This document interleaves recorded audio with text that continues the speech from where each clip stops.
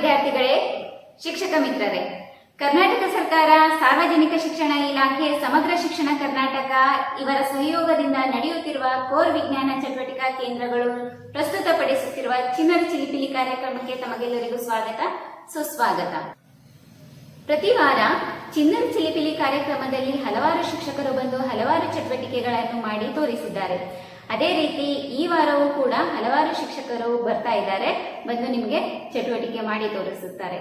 ಮೊದಲಿಗೆ ನಮ್ಮ ರಾಜ್ಯ ವ್ಯವಸ್ಥಾಪಕರಾದ ಅಗಸ್ತ್ಯ ಅಂತಾರಾಷ್ಟ್ರೀಯ ಪ್ರತಿಷ್ಠಾನದ ಸುರೇಶ್ TS ಸರ್ ಅವರು ಯಾವ ಚಟುವಟಿಕೆ ಮಾಡ್ತಾ ಇದ್ದಾರೆ ಅಂತ ನೋಡಿ ಬರೋಣ.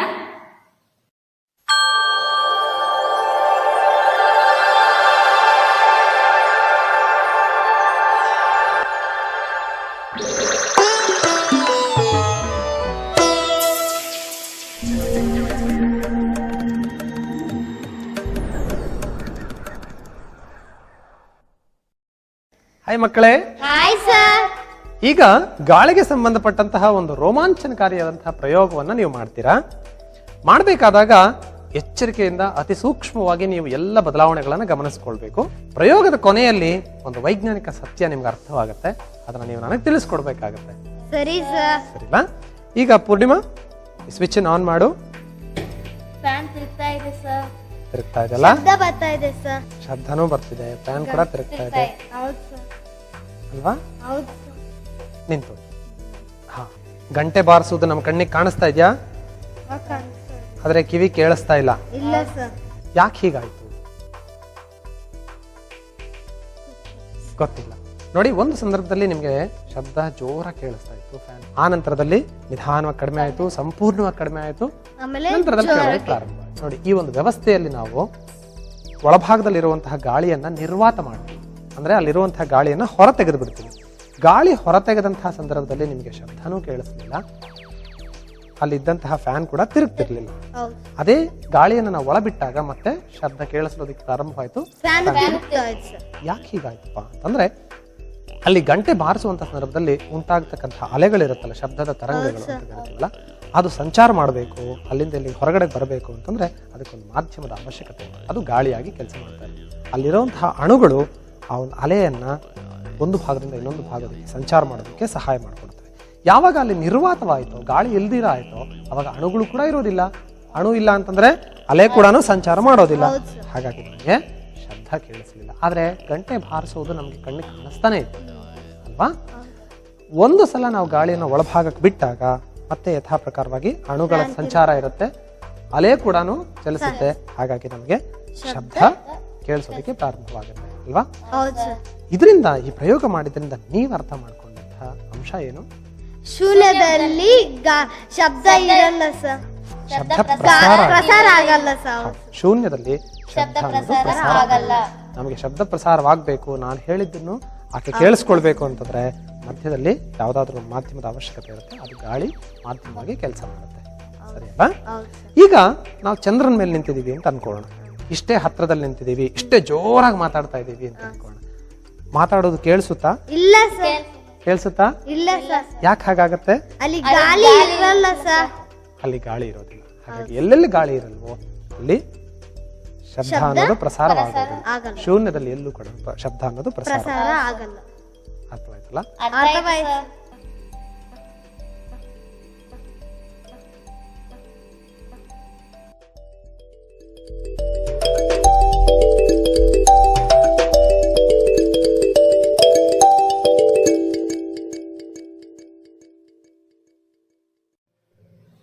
ನೋಡಿದ್ರಲ್ಲ ಮಕ್ಕಳೇ, ಎಷ್ಟೊಂದು ಸುಲಭವಾಗಿ ನಮಗೆ ಅರ್ಥವಾಯಿತು ಅಂತಂತ.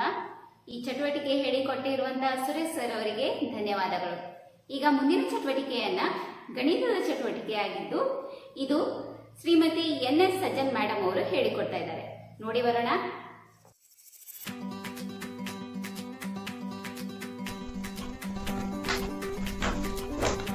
ಈಗ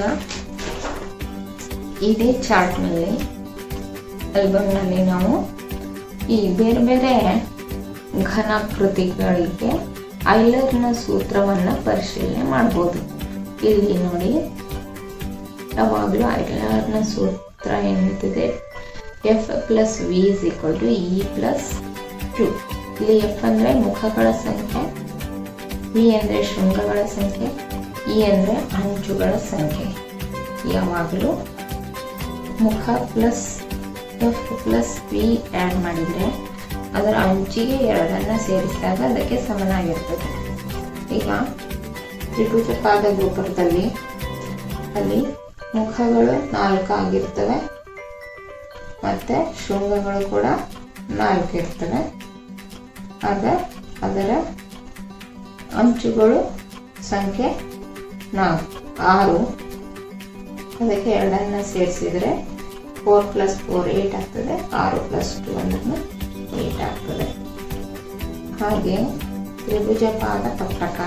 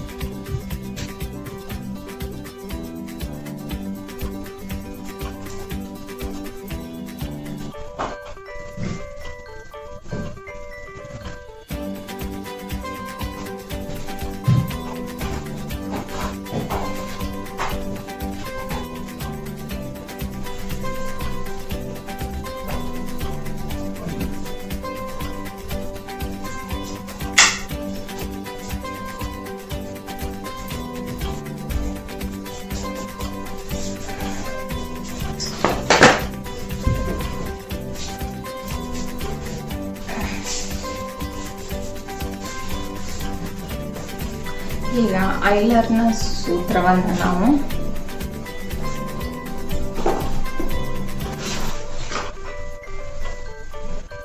ಈ ಮಾದರಿಗಳ ಮೂಲಕ ಪರಿಶೀಲನೆ ಮಾಡೋಣ. ಇದು ತ್ರಿಭುಜ ಪಾದ ಗೋಪುರ. ಇಲ್ಲಿ ಮುಖಗಳ ಸಂಖ್ಯೆ 1 2 3, ಇದು 1 4. ಶೃಂಗಗಳ ಸಂಖ್ಯೆ 1 2 3, ಇದು 4. ಅಂಚುಗಳ ಸಂಖ್ಯೆ 1 2 3 4 5 6. ಇದಕ್ಕೆ 2 ಸೇರಿಸಿದರೆ 6 + 2 ಅಂದರೆ 8. ಇವೆರಡನ್ನು ಸೇರಿಸಿದರೆ 8. ಇವೆರಡಕ್ಕೆ ಸಮ ಆಗ್ತದೆ. F + B = E + Q.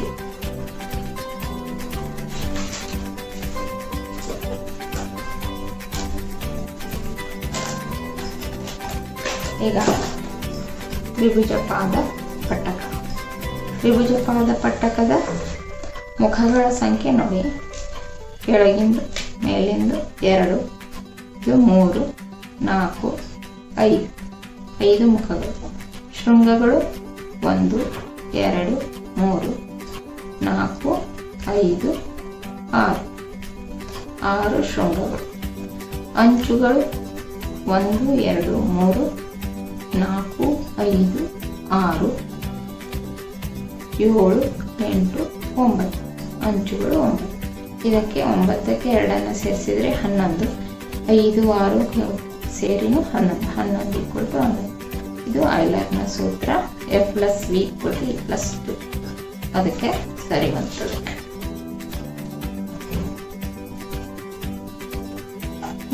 ವರ್ಗಪಾದ ಗೋಪುರ. ವರ್ಗಪಾದ ಗೋಪುರದಲ್ಲಿ ಮುಖಗಳು 1 2 3 4, ಇದು 5 ಮುಖಗಳು. ಫೇಸ್ ವಿ ವರ್ಟೈಸಿಸ್. ಶೃಂಗಗಳು 1 2 3 4 1 5. ಅಂಚುಗಳು 1 2 3 4 5 6 7 8 ಅಂಚು. 8ಕ್ಕೆ 2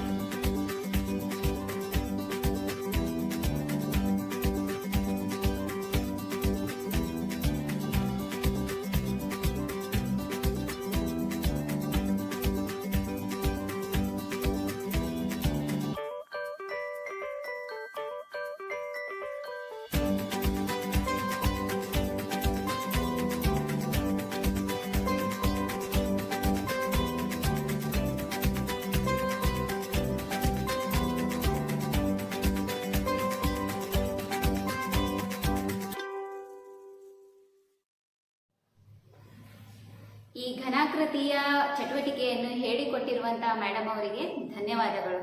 ಈಗ ಮುಂದಿನ ಚಟುವಟಿಕೆ ನೋಡೋಣ. ಯಾವ ರೀತಿ ನಾವು ತೆಂಗಿನ ಚಿಪ್ಪಿನಿಂದ ಒಂದು ಹ್ಯಾಂಗಿಂಗ್ ಪಾಟ್ ಮಾಡಬಹುದು ಅಂತ ಅದನ್ನು ನೋಡಿಕೊಂಡು ಬರೋಣ.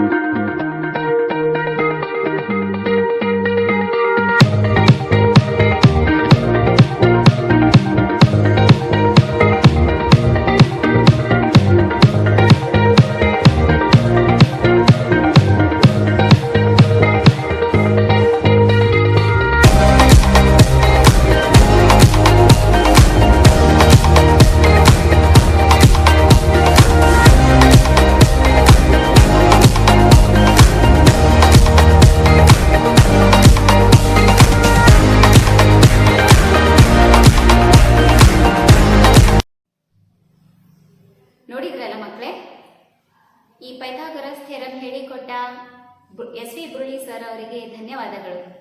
ಈ ಮುಂದಿನ ಚಟುವಟಿಕೆ ನೋಡೋಣ. Paper craft. ನಿವೃತ್ತ ಶಿಕ್ಷಕರಾಗಿರುವಂತ ಎಚ್ ವಿ ಮುರಳೀಧರನ್ ಸರ್ ಅವರು ಇದನ್ನ ಹೇಳಿಕೊಡ್ತಾ ಇದ್ದಾರೆ. ಇದನ್ನ ನೋಡಿ ಬರೋಣ ಮಕ್ಕಳೇ. ಆತ್ಮೀಯ ವಿದ್ಯಾರ್ಥಿಗಳು, ನಿಮಗೆಲ್ಲ ತಿಳಿದಿರುವಂತೆ 4 ಅಂಕದ ಪ್ರಶ್ನೆಯಲ್ಲಿ ಪೈಥಾಗೊರಸ್ನ ಪ್ರಮೇಯ ಕೂಡ ಒಂದಾಗಿದೆ. ಇವತ್ತು ಆ ಪೈಥಾಗೊರಸ್ ಪ್ರಮೇಯವನ್ನ ಮತ್ತೆ ಪುನರಾವರ್ತನೆ ಮಾಡೋಣ. ಎಲ್ಲರೂ ಅದನ್ನ ಮತ್ತೆ ಸ್ಮರಿಸಿಕೊಳ್ಳಿ. ಇದು ಪರೀಕ್ಷಾ ದೃಷ್ಟಿಯಿಂದ ತಮಗೆ ಅನುಕೂಲ ಕೂಡ ಆಗಬಹುದು. ಪೈಥಾಗೊರಸ್ ಪ್ರಮೇಯ ನಿರೂಪಣೆ. ಒಂದು ಲಂಬಕೋನ ತ್ರಿಭುಜದಲ್ಲಿ ವಿಕರ್ಣದ ಮೇಲಿನ ವರ್ಗವು ಉಳಿದೆರಡು ಬಾಹುಗಳ ವರ್ಗಗಳ ಮೊತ್ತಕ್ಕೆ ಸಮನಾಗಿರುತ್ತದೆ. ಕೆಲವೊಂದ್ಸಾರಿ ನಿರೂಪಣೆಯನ್ನ ಕೊಟ್ಟಿರ್ತಾರೆ, ಕೊಟ್ಟು ಸಾಧಿಸ್ರಿ ಅಂತ ಹೇಳ್ತಾರೆ. 5 ಅಂಕದ ಪ್ರಶ್ನೆ ಒಂದು ವೇಳೆ ಬಂದಿತ್ತೆ ಆದ್ರೆ ಪೈಥಾಗೊರಸ್ ಪ್ರಮೇಯ ನಿರೂಪಿಸಿ ಸಾಧಿಸಿ ಅಂತ ಕೊಡ್ತಾರೆ. ಅವಾಗ ನೀವು ನಿರೂಪಣೆಯನ್ನು ಕೂಡ ಬರೀಬೇಕಾಗ್ತದೆ. ಒಂದು ಲಂಬಕೋನ ತ್ರಿಭುಜದಲ್ಲಿ ಅಂದ್ರೆ ಒಂದು ಲಂಬಕೋನ ತ್ರಿಭುಜವನ್ನ ನಾವು ರಚಿಸೋಣಂತ. ABC ಒಂದು ಲಂಬಕೋನ ತ್ರಿಭುಜ ಆಯ್ತು. ಇಲ್ಲಿ ಏನ್ ನಾವು ಸಾಧನೆ ಮಾಡಬೇಕಾಗಿದೆ? ಲಂಬಕೋನ ತ್ರಿಭುಜದಲ್ಲಿ ಈ ವಿಕರ್ಣದ ಮೇಲಿನ ವರ್ಗ ಉಳಿದೆರಡು ಬಾಹುಗಳ ವರ್ಗಗಳ ಮೊತ್ತಕ್ಕೆ ಸಮನಾಗಿರ್ತದೆ. ಇದನ್ನೇ ನಾವು ಈ ರೀತಿ ಬರಿಬಹುದು. ಸಾಧನೆ ತ್ರಿಭುಜ ABC. ಇಲ್ಲಿ ಸಾಧನೆಯ ಏನಾಗಿರ್ತದಂದ್ರೆ AC² = AB² + BC² ಅಂತೇಳಿ ನಾವು ಸಾಧಿಸಬೇಕಾಗಿದೆ. ಇಲ್ಲಿ ಆಕೃತಿಯಲ್ಲಿ ಕೋನ ಬಿ 90 ಅಂಶ ಇದೆ, ವಿಕರ್ಣ AC ಇದೆ. ಇಲ್ಲಿ ಒಂದು ನಾವು ರಚನೆ ಮಾಡ್ಕೋಬೇಕಾಗ್ತದೆ.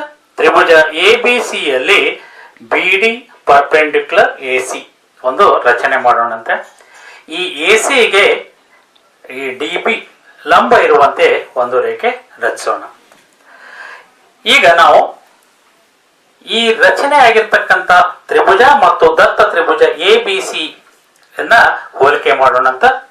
ಅದನ್ನೇ ನಾನು ಈ ತ್ರಿಭುಜವನ್ನ ಈ ಡಿ ಬಿ ತ್ರಿಭುಜವನ್ನೇ ನಾನು ಇಲ್ಲಿ ತೆಗೆದುಕೊಂಡಿದ್ದೇನೆ. ದತ್ತ ತ್ರಿಭುಜ ಎ ಬಿ ಸಿ. ಈ ಎರಡೂ ತ್ರಿಭುಜಗಳಲ್ಲಿ ಹೋಲಿಕೆ ಮಾಡಿದಾಗ ಅನುರೂಪ ಕೋನಗಳು ಮತ್ತು ಅನುರೂಪ ಬಾಹುಗಳು ಇಲ್ಲಿ ಸಮನಾಗಿರುವುದನ್ನು ನಾವು ಕಾಣ್ತೇವೆ. ಎಡಿ ಈ ತ್ರಿಭುಜದಲ್ಲಿ ತ್ರಿಭುಜ ಎ ಡಿ ಬಿ ಯಲ್ಲಿ ಎಡಿ ಬಾಗ್ಲೆ ಎ ಬಿ ಆಗಿರ್ತದೆ. ಅದೇ ರೀತಿ ಎ ಬಿ ಬಾಹು ಬಾಗ್ಲೆ ಎ ಸಿ ಆಗಿರ್ತದೆ. ಯಾಕಂದ್ರೆ ಬಾಹುಗಳು ಸಮಾನುಪಾತದಲ್ಲಿ ಇರ್ತದೆ ಅಂತೇಳಿ. ಆದ್ದರಿಂದ ನಾವು ಈ ಸಮೀಕರಣವನ್ನ ಸರಳೀಕರಣಗೊಳಿಸಿದಾಗ ಕ್ರಾಸ್ ಮಲ್ಟಿಪ್ಲಿಕೇಶನ್ ಮಾಡೋಣ ಅಂತ. A D into A C ಆಯ್ತಿದು ಇಜಿಕ್ವಲ್ ಟು ಎ ಬಿ ಗುಂಡ್ಲೆ ಎ ಬಿ ಸ್ಕ್ವೇರ್. ಇದನ್ನ ನಾವು ಸಮೀಕರಣ 1 ಅಂತ ಬರೆಯೋಣ. ಈಗ ನಂತರ ದತ್ತ ತ್ರಿಭುಜಕ್ಕೆ ಎರಡನೇ ತ್ರಿಭುಜ ಯಾವುದು ಬಿ ಸಿ ಡಿ ಅನ್ನ ಹೋಲಿಕೆ ಮಾಡೋಣ. ಅದನ್ನೇ ನಾನು ಇನ್ನೂ ಒಂದು ತ್ರಿಭುಜವನ್ನ ಇಲ್ಲಿ ತೆಗೆದುಕೊಂಡಿದ್ದೇನೆ. ದತ್ತ ತ್ರಿಭುಜ ಎ ಬಿ ಸಿ ಮತ್ತು ರಚನೆಯಲ್ಲಿ ಸಿಕ್ಕಿರ್ತಕ್ಕಂಥ ತ್ರಿಭುಜ ಬಿ ಡಿ ಸಿ. ಈ ಎರಡು ತ್ರಿಭುಜಗಳನ್ನ ಹೋಲಿಕೆ ಮಾಡಿದಾಗ ಎರಡು ಲಂಬಕೋನ ತ್ರಿಭುಜ ಇರೋದ್ರಿಂದ ಸಮರೂಪ ತ್ರಿಭುಜಗಳಾಗಿರ್ತವೆ. ಆದ್ದರಿಂದ ತ್ರಿಭುಜ ಬಿ ಡಿ ಸಿಯಲ್ಲಿ ಸಿ ಡಿ ಇದು ಬಿ ಗೆ ಅನುರೂಪವಾಗಿರ್ತದೆ. ಆದ್ದರಿಂದ ಸಿ ಡಿ ಬಾಗ್ಲೆ ಬಿ ಸಿ ಅಂತ ನಾವು ಹೇಳ್ತೀವಿ. ಅದೇ ರೀತಿ B C Baglay A C ಆಗಿರ್ತದೆ. ಯಾಕಂದ್ರೆ ಬಾಹುಗಳು ಸಮಾನುಪಾತದಲ್ಲಿ ಇರ್ತವೆ. ಮಾಡೋಣ ಅಂತ ಓರೆ ಗುಣಾಕಾರ ಮಾಡಿದಾಗ ಸಿ ಡಿ ಗುಂಡ್ಲೆ ಎ ಸಿ ಬರೋಬ್ಬರಿ ಬಿ ಸಿ ಸ್ಕ್ವೇರ್ ಆಯ್ತು. ಇದನ್ನ ಸಮೀಕರಣ 2 ಅಂತ ತೆಗೆದುಕೊಳ್ಳೋಣ ಅಂತ. ಈಗ 1 ಮತ್ತು 2ನೇ ಸಮೀಕರಣಗಳನ್ನ ಕೂಡಿಸೋಣ. 1 ಮತ್ತು 2ನೇ ಸಮೀಕರಣ ಕೂಡಿಸಿದಾಗ A D into A C ಅಧಿಕ್ C D into A C ಬರೋಬ್ಬರಿ ಎ ಬಿ ಸ್ಕ್ವೇರ್ ಅಧಿಕ್ ಬಿ ಸಿ ಸ್ಕ್ವೇರ್ ಬಂತು. ಇದನ್ನ ಸರಳೀಕೃತ ಮಾಡ್ತಾ ಹೋಗೋಣ ಅಂತ. ಎ ಸಿ ಮತ್ತು ಎ ಸಿ ಸಾಮಾನ್ಯ ಪದವಾಗಿರೋದ್ರಿಂದ ಇಲ್ಲಿ ಹೊರಗಡೆ ತೆಗೆದುಕೊಳ್ಳೋಣ ಅಂತ. A C in the bracket A D plus C D bracket complete is equal to A B square plus B C square. ನಮ್ಗೆ ಈಗಾಗಲೇ ಗೊತ್ತದೆ A D plus C D, A D plus C D is equal to A C ಆಗಿರ್ತದೆ. ಆದ್ದರಿಂದ A C ಗುಂಡ್ಲೆ A C is equal to A B square plus B C square. ಆದ್ದರಿಂದ A C into A C is equal to A C square, A C square is equal to A B square plus B C square. ನಮ್ಮ ಸಾಧನೆಯ ಇಲ್ಲಿ ನೋಡ್ರಿ, ಅದೇ ನಾವು ಇಲ್ಲಿ ಸಾಧಿಸಿದ್ದೀವಿ. ಈ ರೀತಿ ಅತ್ಯಂತ ಸರಳವಾಗಿ ನೆನಪಲ್ಲಿಟ್ಕೊಂಡು ಈ ಪ್ರಮೇಯವನ್ನ ತಾವೆಲ್ಲರೂ ಬಿಡಿಸಬೇಕು. ಈ ವಿಡಿಯೋ ತಮಗೆ ಚೆನ್ನಾಗಿ ಅನಿಸಿದ್ರೆ ಲೈಕ್ ಮಾಡಿ ಮತ್ತು ಸಬ್ಸ್ಕ್ರೈಬ್ ಮಾಡಿ. ಧನ್ಯವಾದಗಳು. ನೋಡಿದ್ರಲ್ಲ ಮಕ್ಕಳೇ, ಈ ಪೈಥಾಗರಸ್ ಥಿಯರಂ ಹೇಳಿಕೊಟ್ಟ ಎಸ್ ವಿ ಬುರುಳಿ ಸರ್ ಅವರಿಗೆ ಧನ್ಯವಾದಗಳು. ಈ ಮುಂದಿನ ಚಟುವಟಿಕೆ ನೋಡೋಣ, ಪೇಪರ್ ಕ್ರಾಫ್ಟ್. ನಿವೃತ್ತ ಶಿಕ್ಷಕರಾಗಿರುವಂತ ಎಚ್ ವಿ ಮುರಳೀಧರನ್ ಸರ್ ಅವರು ಇದನ್ನ ಹೇಳಿಕೊಡ್ತಾ ಇದ್ದಾರೆ. ಇದನ್ನ ನೋಡಿ ಬರೋಣ ಮಕ್ಕಳೇ.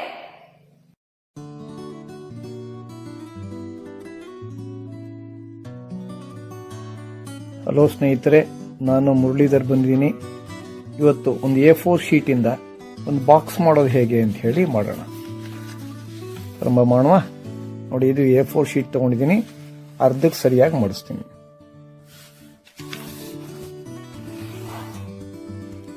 ಏನು ಅರ್ಧ ಮಾಡಿಸಿದ್ದೀನಿ, ಇಲ್ಲಿ ಬಿಡಿ ಬಿಡಿ ಹಾಳೆಗಳಿದೆ. ಪುನಃ ವಾಪಸ್ ಹಿಂದಕ್ಕೆ ಅರ್ಧಕ್ಕೆ ಮಾಡಿಸ್ತೀನಿ. ತಿರುಗಿಸ್ಕೊಳ್ತೀನಿ. ಈ ಕಡೆನೂ ಹಿಂದಕ್ಕೆ ಸರಿಯಾಗಿ ಅರ್ಧಕ್ಕೆ ಮಾಡಿಸ್ತೀನಿ.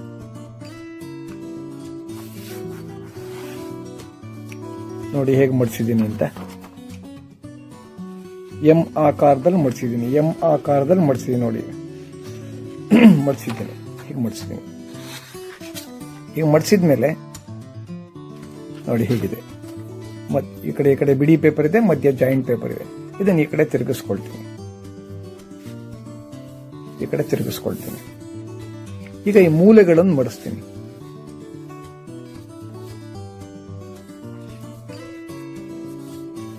ಈ ಕಡೆ ಮೂಲೆ ಮಡಿಸ್ತೀನಿ.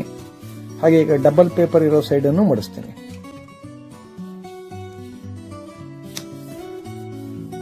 ಮಡಿಸಿದ ಮೇಲೆ ಇಲ್ಲಿ ಕರೆಕ್ಟ್ ಆಗಿ ಒಂದ್ಸರಿ ಮಾರ್ಕ್ಗೋಸ್ಕರ ಒಳಗೆ ಮಡಿಸ್ತೀನಿ.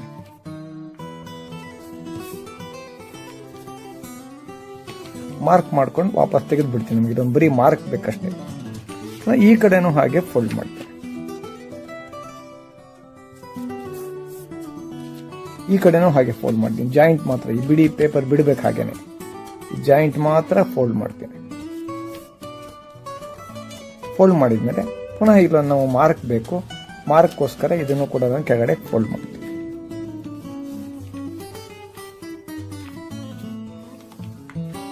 ಓಪನ್ ಮಾಡ್ತೀನಿ. ಈಗ ನಾವು ಜಾಯಿಂಟ್ ಮಾಡಿದ್ವಲ್ಲ ಈ ಪೇಪರು, ಈ ಪೇಪರ್ ಅನ್ನ ಮತ್ತೆ ಈ ಬಿಡಿ ಫೋಲ್ಡ್ ಮಾಡೋಣ, ಎರಡು ಒಂದರ ಮೇಲೊಂದು ಇಟ್ಕೋಣ. ಹೀಗೆ ಇಟ್ಬಿಟ್ಟು ಹಿಂಗೆ ತೆಗಿಯೋಣ. ಇಲ್ಲಿ ಪಾಕೆಟ್ ತರ ಬರುತ್ತೆ, ಇದು ಮಡಿಸಿರೋದನ್ನ ಮೇಲೆ ಕೆತ್ಕೋಣ. ಫಸ್ಟ್ ಫೋಲ್ಡ್ ಮಾಡಿದ್ವಲ್ಲ ಅದನ್ನ ಮೇಲೆ ತಗೋಣ. ಈ ಹೊರಗಡೆಗಿತ್ತು, ಈ ಕಡೆಗಿತ್ತು, ಹೀಗೆ ಇಲ್ಲಿ ಫೋಲ್ಡ್ ಮಾಡಿದ್ವಿ ನಾವು. ತಗೊಳ್ಳೋಣ ಹೀಗೆ. ಈ ಪಾಕೆಟ್ ಹೀಗೆ ನೋಡೋಣ. ಹೀಗೆ ನೋಡಿ, ಇದು ಈ ಕಡೆ ಕೂತ್ಕೊಳ್ಳುತ್ತೆ, ಇದು ಈ ಕಡೆ ಕೂತ್ಕೊಳ್ಳುತ್ತೆ. ಈ ಮೂಲೆ ಮಡಿಸ್ಬೇಕು ಹೀಗೆ ನೋಡಿ. ಇಲ್ಲಿ ಕರೆಕ್ಟಾಗಿ ಎರಡು ಜಾಯಿಂಟ್ ಹಿಂಗೆ ಇಟ್ಕೊಂಡ್ರೆ ನೋಡಿ, ಎರಡನ್ನು ಹಿಡ್ಕೊಂಡಿದ್ದೀನಿ ನಾನು. ಇದನ್ನ ಈ ಮೂಲೆ ಪ್ರೆಸ್ ಮಾಡ್ತೀನಿ.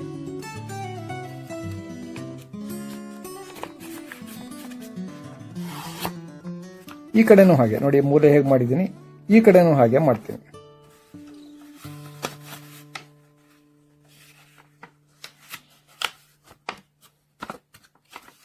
ಎರಡು ಸರಿಯಾಗಿ ಕೂತಿದೆ ನೋಡ್ಕೋಣ.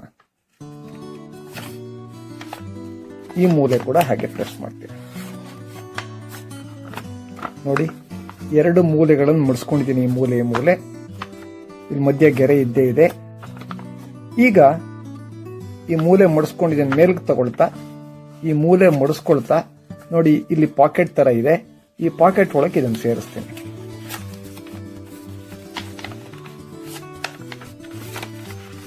ಒಂದ್ ಕಡೆ ಸೇರಿಸಿದ್ದೀನಿ, ಇನ್ನೊಂದ್ ಕಡೆನೂ ಹಾಗೆ, ಈ ಕಡೆನೂ ಹಾಗೆ ಸೇರಿಸ್ತೀನಿ. ನೋಡಿ, ಈ ಕಡೆ ತಗೊಂಡಿದ್ದೀನಿ, ಪ್ರೆಸ್ ಮಾಡಿ ಇಟ್ಕೊಂಡಿದ್ದೀನಿ. ಇದನ್ನ ಇದ್ರೊಳಗೆ ಸೇರಿಸ್ತೀನಿ.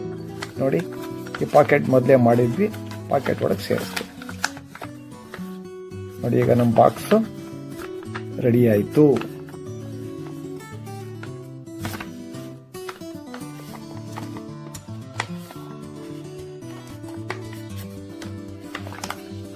ನೋಡಿ, ನಮ್ಮ ಬಾಕ್ಸ್ ರೆಡಿ ಆಯ್ತು. ಇದೇ ತರ ಇನ್ನೊಂದು ಬಾಕ್ಸ್ ರೆಡಿ ಮಾಡ್ಕೊಂಡ್ರೆ ನಾವು ಮೇಲಿಂದ ಅಥವಾ ಒಳಗಿಂದ ಈಗ ಹಾಕ್ಬೋದು. ಕ್ಲೋಸ್ ಕೂಡ ಆಗತ್ತೆ.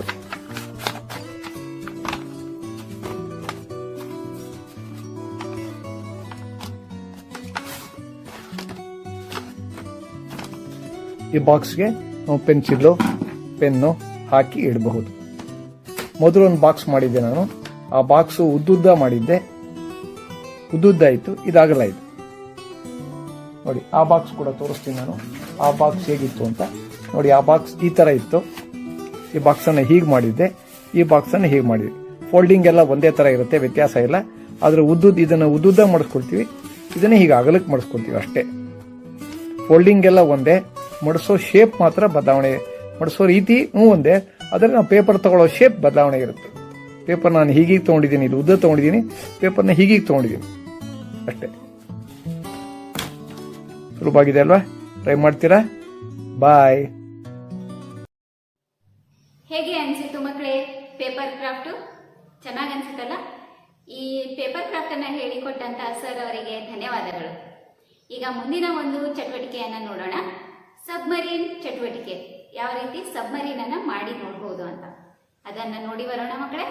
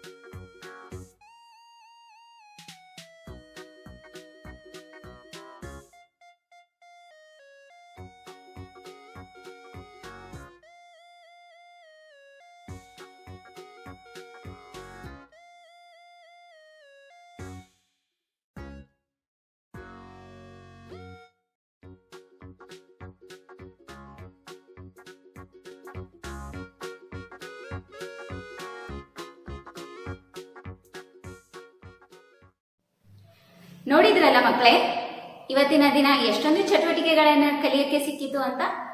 ಇದೇ ರೀತಿಯ ಚಟುವಟಿಕೆಗಳು ನಿಮ್ಮಲ್ಲಿ ಏನಾದರೂ ಇದ್ರೆ ದಯವಿಟ್ಟು ನಿಮ್ಮ ವಿಡಿಯೋಸ್ಗಳನ್ನು ನಮ್ಮ ಈ ಕೆಳಕಂಡ ವಾಟ್ಸಪ್ ನಂಬರಿಗೆ ಸೆಂಡ್ ಮಾಡಿ.